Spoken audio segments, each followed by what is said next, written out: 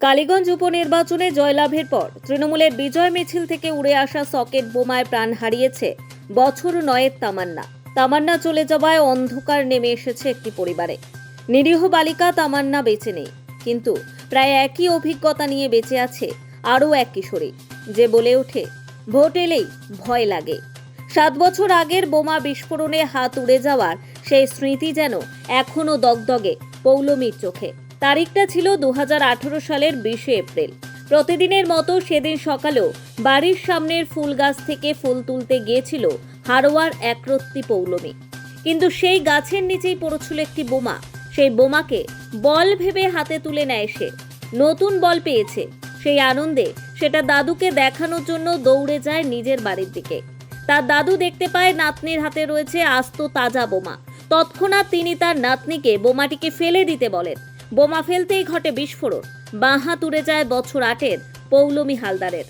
বসিরহাটের সুন্দরবনের হারোয়া থানার গোপালপুর 1 নম্বর গ্রাম পঞ্চায়েতের গোপালপুর গ্রামের বাসিন্দা শম্ভু হালদার ও দীপালি হালদারের মেয়ে পৌলমী হালদার। আজ থেকে 7 বছর আগে ঠিক পঞ্চায়েত ভোটের আগেই বল ভেবে খেলতে গিয়ে বোমা বিস্ফোরণে হাত উড়ে যায় তার, জানিয়ে তোলপাড় হয়েছিল রাজ্য জুড়ে। সেই বিভীষিকা যেন এখনো চোখে মুখে লেগে রয়েছে পৌলমীর। যখন ঘটনা ঘটেছিল তখন সে 3য় শ্রেণীর ছাত্রী, এখন সে 10ম শ্রেণীর ছাত্রী। অনেকগুলি দিন কেটে গেলেও সেই ভয়াবহ স্মৃতি যেন এখনো তার চোখে মুখে ভেসে বেড়ায়।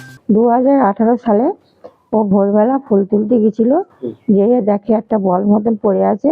ও সেটা হাতে করে নিয়ে আসলো, এনে ওর দাদু বলল, এই ওটা কি রে? ওটা তো বল। ও বলছে বল। ও বলছে, ও দাদু তখন বললো, না ওটা বল না, ওটা তো বোম। তাই এবার ও বললো বোম, বললো বলে সেই মুহূর্তে বোমটা ফুটে গেল। ফুটে গিয়ে ও অজ্ঞান হয়ে গেছিল। বোম ফুটে ওর বাঁ হাতটা একদম ছিন্ন বেছিন্ন হয়ে গেছিল। দেয়ালের গাটা একদম, সে হাতের কি অবস্থা সে দেখার মতন রক্তাক্ত হয়ে গেছিল। ঘটনার পর তৃণমূল কংগ্রেসের স্থানীয় নেতৃত্বের সহযোগিতায় ও ফুটবলার দীপেন্দু বিশ্বাসের উদ্যোগে প্রায় 8 লক্ষ টাকা ব্যয়ে একটি কৃত্রিম হাতের ব্যবস্থা করা হয় পৌলমীর জন্য। কলকাতার এক বেসরকারি হাসপাতাল থেকে পাওয়া সেই কৃত্রিম হাত পরেই শিশু বয়স কাটিয়েছে সে। কিন্তু যত দিন যাচ্ছে তার চেহারারও পরিবর্তন হচ্ছে, যার ফলে সেই কৃত্রিম হাত তার বাম হাতে আর ঢোকে না। ফলে সেই হাত সে ব্যবহার করতে পারে না। এখনো সেই দিনের কথা মনে পড়লে আতঙ্কিত হয়ে পড়ে সে। পৌলমী বলে, ভোট এলেই যেন আমার ভয় লাগে। চারিদিকে যখন বোমার খবর সে শুনে তখন সে আরও ভয় পেয়ে যায়। সে জানায়, তার সাথে যা হয়েছে এরকম যেন কোনো বাচ্চার সাথে আর না হয়, নয়তো সে মানসিক ও শারীরিক দুইভাবেই ভেঙে পড়বে। ভোরবেলা ফুল তুলতে গিয়েছিলাম, ওখানে আমি ফুল গাছের গোড়া একটা বল বোম ছিল, আমি সেটাকে বল ভেবে বাড়ি এনেছিলাম। তারপর আমার মামার বাড়ির দাদু আমাদের বাড়ি আসতো প্রত্যেকদিন সকালে করে, তা এসে বলে ওটা বল না, ওটা বোম। বলে যখনই বলেছে বোমটা ফেটে গিয়েছিল। তারপরে আমি অজ্ঞান হয়ে গেছিলাম। জ্ঞান ফেরার পরে আমি দেখি আমি হসপিটালে। আমার মতন যেন আর কারণ না হয় সেটা আমি চাই।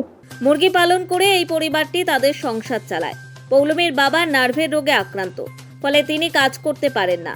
তার উপর তার ওষুধের খরচ, পাশাপাশি 2 মেয়ের পড়াশুনোর খরচা, দুইয়ের মিশেলে অর্থনৈতিকভাবে দিশেহারা হয়েছে পরিবারটি। পাশাপাশি এখন নতুন বড় মাপের হাত তৈরিতে খরচ হবে প্রায় 16 লক্ষ টাকা। কোথা থেকে আসবে সেই টাকা, প্রশ্ন করে পৌলমীর পরিবার। সামনেই আবার রাজ্য বিধানসভা ভোট ও সম্ভাব্য বসিরহাটের লোকসভা নির্বাচন। দিকে দিকে বোমাগুলির শব্দে তোলপাড় হচ্ছে রাজ্য।